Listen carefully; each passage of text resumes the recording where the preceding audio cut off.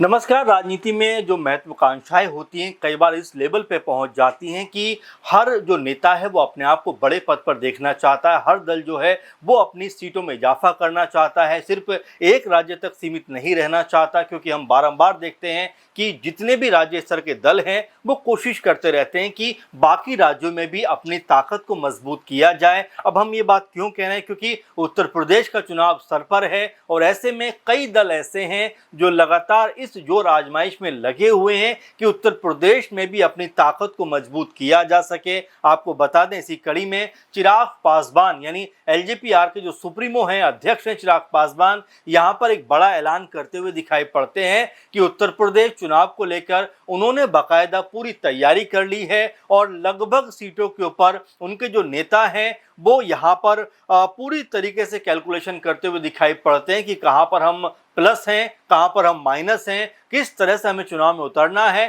कौन कौन से चेहरे जो है हमें चुनाव में मदद कर सकते हैं। इस तरह की तमाम जो कैलकुलेशन है, तमाम जो सियासी गणित है, जो चिराग पासवान अब यहाँ पर बनाते हुए दिखाई पड़ते हैं। और अब तक ये समझा जा रहा था कि क्या चिराग पासवान सिर्फ उत्तर प्रदेश में ये बात कह भर रहे हैं कि चुनाव लड़ना है और वो चुनाव नहीं लड़ेंगे, लेकिन अब वो पुख्ता तौर पर ऐलान करते हैं कि मैं उत्तर प्रदेश में और मेरी पार्टी उत्तर प्रदेश चुनाव में शामिल होगी। यहाँ पर हम अपने लिए एक मजबूत जनाधार इकट्ठा करेंगे और इसी बात को लेकर अब तमाम तरह की जो सियासी हलचल है उत्तर प्रदेश में, सियासी जो बयानबाजी है यहाँ पर वो भी शुरू होती हुई दिखाई पड़ती है कि अगर चिराग पासवान उत्तर प्रदेश में आएंगे तो आखिर नुकसान और फायदा किसको पहुंचाते हुए नजर आएंगे, ये अपने आप में बड़ा सवाल बन जाता है। क्योंकि अगर चिराग पासवान की एंट्री होती है और एनडीए कुनबे के साथ मिलकर चुनाव लड़ते हैं तो आखिर उनको सीटें कितनी दी जाएंगी, एक बात। दूसरी बात ये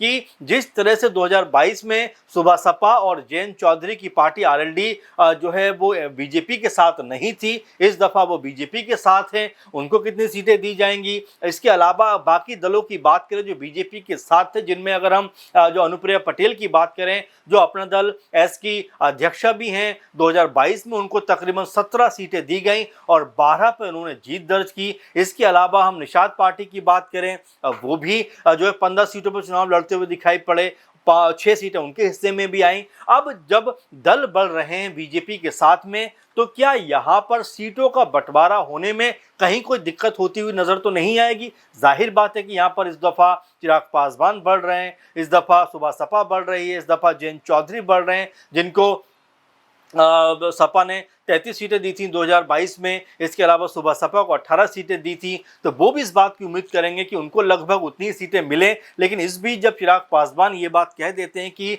हमें भी उत्तर प्रदेश में जाना है, उत्तर प्रदेश में जो है अपने आप को मजबूत करना है, और इसी बात को लेकर अब सियासी जो बखेड़ा है उत्तर प्रदेश में वो यहाँ पर खड़ा होता हुआ दिखाई पड़ेगा। सीएम योगी समेत तमाम जो बीजेपी आला कमान है इस पूरे प्रोसेस में कहीं ना कहीं अब फंसता हुआ, उलझता हुआ दिखाई पड़ेगा कि किसको कितनी सीटें दी जाएं, कौन कितनी सीटों पर मान सकता है। इस बात की माथापच्ची अब यहां पर होती हुई दिखाई पड़ेगी। लेकिन चिराग पासवान इस पूरे मसले के ऊपर कहते हैं कि बिल्कुल पार्टी लोजपा रामविलास उत्तर प्रदेश में चुनाव लड़ने को तैयार है। हमारे प्रभारी जो कि बिहार के भी प्रभारी हैं अरुण भारती जी, वो निरंतर संगठन को मजबूत करने का काम उत्तर प्रदेश में कर रहे हैं। बिहार से हमारे सारे विधायक, नेता, सांसद अलग अलग जिलों में जाकर संगठन को मजबूत करने का काम करते हुए दिखाई पड़ रहे हैं। आपको बता दें, चिराग पासवान ने यह भी माना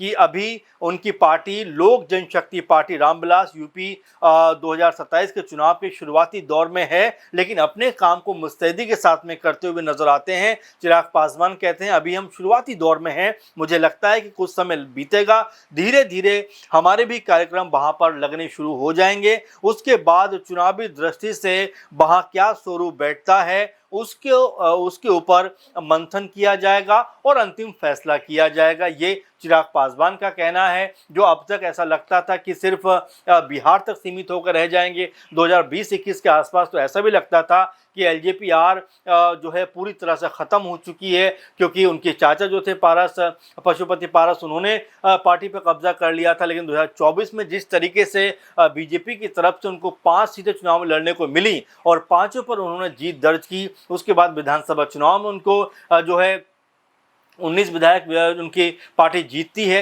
तो एक मजबूत पार्टी बन जाती है एलजेपीआर। उसके अलावा दिल्ली में भी चुनाव लड़ते हैं, झारखंड में भी सीटें जीतते हैं। अब यहाँ पर उत्तर प्रदेश में चुनाव लड़ने की बात करते हैं, तो बिल्कुल इसमें कोई हैरानी की बात भी नहीं है कि चिराग पासवान के पांव जो हैं वो धीरे धीरे बिहार से निकलकर आसपास के राज्यों में न सिर्फ जा रहे हैं बल्कि वो खुद को मजबूत भी कर रहे हैं। क्योंकि एक होता है कि चुनाव लड़ने की बात कह देना कि चलिए हम चुनाव लड़ेंगे, लेकिन यहाँ पर जो उनका संगठन है, जो उनके सांसद, जो नेता हैं, वो लगातार उत्तर प्रदेश के तमाम जिलों में घूम रहे हैं, लोगों से बातचीत कर रहे हैं, संगठन को मजबूत बना रहे हैं, लोगों को जोड़ने का काम कर रहे हैं, जिससे ये समझा जा सकता है कि जो चिराग पासवान ने कुछ समय पहले कहा था वो यूं ही नहीं कहा था, बल्कि वो उत्तर प्रदेश को लेकर बेहद गंभीर है, सीरियस है। इसी लिहाज से वो उत्तर प्रदेश में एंट्री करने का पूरा प्लान बना चुके हैं। उनके तमाम नेता, तमाम कार्यकर्ता, तमाम सांसद, विधायक उत्तर प्रदेश में सियासी जमीन को मजबूत करने का काम करते हुए दिखाई पड़ सकते हैं। अब एक रिपोर्ट में ये भी कहा जाता है कि अगर चिराग पासवान उत्तर प्रदेश में आते हैं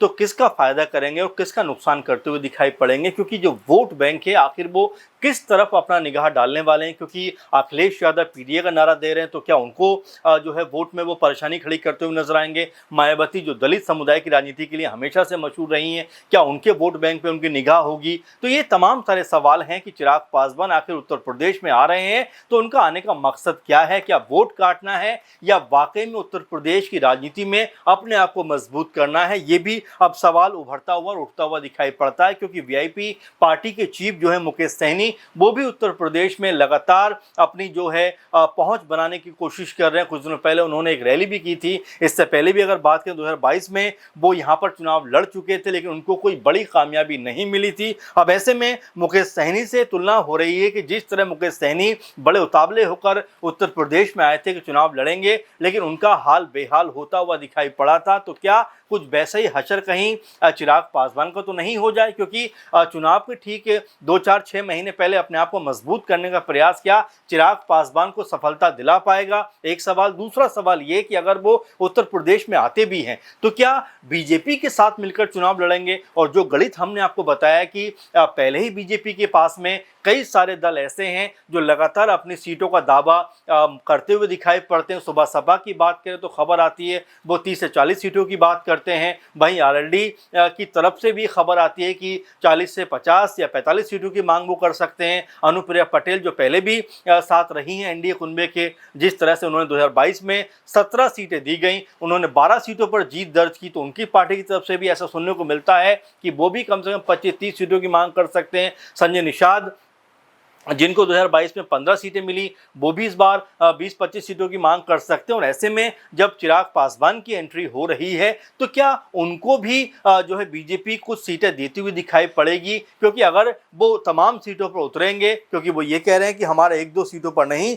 बल्कि उत्तर प्रदेश की समूची सीटों को टारगेट करने का प्लान है और 403 सीटों पर हम खुद को मजबूत करना चाहते हैं। ये भले ही जो है कह सकते हैं कि सच के धरातल पर उतना बेहतर ना लगे कि चिराग पासवान आएंगे, 403 सीटों पर लड़ेंगे और बहुत बड़ा फायदा उनको होता हुआ दिखाई पड़ेगा, लेकिन उनके आने से कहीं ना कहीं वोटों में अंतर जरूर दिखाई पड़ेगा। क्योंकि जिस तरह से वो सोशल मीडिया पर लगातार चर्चित रहते हैं, उनकी बयानबाजी वायरल होती रहती है, तो उसका इम्पैक्ट जो है वो लोगों के बीच में पड़ता हुआ दिखाई देता है। और यही बात अब राजनीति के गलियारों में घूमती हुई दिखाई पड़ती है कि एक तो उत्तर प्रदेश में पहले ही एनडीए कुनबे में 5 से 6 दल दिखाई पड़ते हैं, अगर चिराग पासवान भी आ जाते हैं तो उनको कैसे मनाया जाएगा, उनको कितनी सीटें दी जाएंगी, ये बीजेपी समेत तमाम जो दल हैं उनके लिए चिंता का सबब बना हुआ है। वहीं अगर हम बात करें कि चिराग पासवान अगर अपने बूते अकेले बूते जाते हैं, अपने बूते चुनाव लड़ने का प्रयास करते हैं, तो आखिर क्या इसका नुकसान बीजेपी को नहीं होगा। पूर्वांचल की सीटों की बात करें तो वहां पर कहीं ना कहीं चिराग पासवान एक नाम तो है ही, तो जो वोट उनके आएंगे वो बीजेपी के हिस्से से कट भी सकते हैं। कई लोग ये भी कहते हैं कि चिराग पासवान ने जिस तरह धीरे धीरे अपने आप को मजबूत किया है, आने वाले दिनों में बीजेपी के लिए भी वो मुश्किलें खड़ी करते हुए दिखाई पड़ सकते हैं। इसीलिए उनको उत्तर प्रदेश में भी उस तरह से तवज्जो नहीं दी जा रही है। तो कई तरह की अगर मगर, कई तरह की अटकलें फिलहाल अभी चिराग पासवान को लेकर हैं कि क्या वाकई में वो उत्तर प्रदेश में अपने पैर जमा पाएंगे, क्या वाकई में एनडीए कुनबे की तरफ से उनको सीटें मिलेंगी और क्या वाकई में अपने बूते वो चुनाव में जाते हुए दिखाई देंगे। क्योंकि अभी चुनाव में समय है, लेकिन उससे पहले अपनी ज़मीन को, अपनी सियासी ताकत को कहीं ना कहीं आजमाना चाहते हैं चिराग पासवान। और ये ऐलान बिहार से करते हुए नजर आते हैं कि उत्तर प्रदेश में जो चुनाव लड़ने की बात उन्होंने कही थी वो पूरी जिम्मेदारी से कही थी, और जिस तरह चुनाव का माहौल बन रहा है वो चुनाव में उतरेंगे और चुनाव लड़ेंगे। अब देखना होगा कि चुनाव में वो किस तरह से जाते हुए दिखाई पड़ते हैं, किस तरह चुनाव को लड़ते हुए नजर आते हैं। एकला चलो की नीति पर दिखाई पड़ेंगे या फिर एनडीए कुनबे के साथ ही मिलकर चुनाव लड़ेंगे, ये सवाल अब इस समय उत्तर प्रदेश की राजनीति में उभरते हुए दिखाई पड़ रहे हैं। इसको लेकर आप क्या सोचते हैं कि चिराग पासवान जिस तरह धीरे धीरे अपना कद मजबूत कर रहे हैं, तो क्या उत्तर प्रदेश में भी उनको सफलता मिलती हुई दिखाई पड़ेगी, या सिर्फ जो है अपनी पार्टी को बड़ा करने के मकसद के तहत वो उत्तर प्रदेश आ रहे हैं? क्या कहना है आपका, जरूर कमेंट करिए। फिलहाल के प्रोग्राम में बस इतना ही। आप लगातार ऐसे जुड़े रहिए। नमस्कार।